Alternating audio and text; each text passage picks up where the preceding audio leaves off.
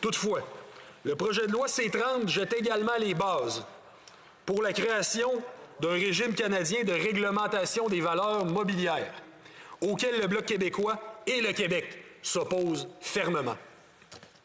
Il n'est pas exagéré d'affirmer qu'Ottawa veut dépouiller le Québec du secteur financier quand on constate l'augmentation considérable du budget accordé au Bureau de transition canadien en valeurs mobilières pour en accélérer les travaux.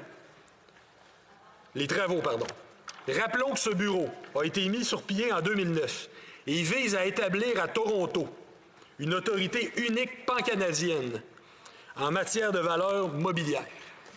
Le projet de loi étudié aujourd'hui et depuis quelques semaines autorise le gouvernement à y verser jusqu'à concurrence de 119 500 000 $, ou même davantage si le Parlement le vote dans une loi de crédit. On se souvient que, bien que la Cour suprême ait plusieurs fois jugé que les valeurs mobilières ne relevaient pas du fédéral, Ottawa a finalement obtenu le feu vert en 2018 pour s'ingérer dans le domaine, en autant qu'il n'agisse pas unilatéralement ou qu'il accepte de coopérer avec les provinces. C'est là où, disons que l'histoire nous invite à la prudence. Le projet canadien d'établir à Toronto un organisme pan-canadien de réglementation des valeurs mobilières se traduirait inévitablement par un glissement des activités de réglementation à l'extérieur du Québec. Il est notable de constater une unanimité rarement vue contre ce projet au Québec.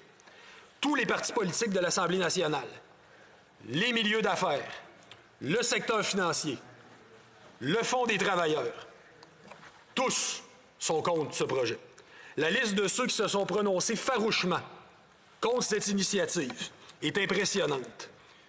Fédération des chambres de commerce du Québec, Chambre de commerce du Montréal métropolitain, Finance Montréal, la Corporation du Centre financier international, le Mouvement des Jardins, le Fonds de solidarité FTQ et la plupart des entreprises québécoises, dont Air Transat, Transcontinental, Québecor, Métro, La Capitale, Molson, pour n'en nommer que quelques-uns. Ce projet est néfaste et ne doit pas voir le jour. Ce n'est pas qu'un conflit de juridiction ou un nouvel épisode de chicane fédérale-provinciale, contrairement à ce qu'on peut s'attendre comme argument de l'autre côté de cette chambre. C'est un combat entre Bay Street et le Québec, tout simplement. C'est une attaque contre le maintien de nos sièges sociaux et la préservation de nos entreprises. La préservation au Québec de la réglementation du secteur assure une proximité des décideurs qui permet notamment l'accès au marché des capitaux pour les entreprises.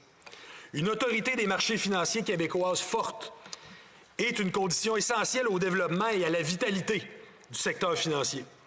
Un secteur qui représente chez nous 150 000 emplois au Québec et une contribution de 20 milliards au PIB. Donc on parle de 6,3 % et qui compte sur la 13e place financière sur la planète à Montréal.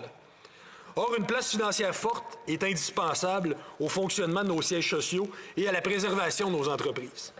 Il est en effet su que les entreprises concentrent leurs activités stratégiques, notamment en recherche et développement, à l'endroit où est situé leur siège social. Ce nouvel assaut contre les compétences du Québec risquerait de nous faire prendre le chemin de l'économie de succursale au détriment de l'Ontario.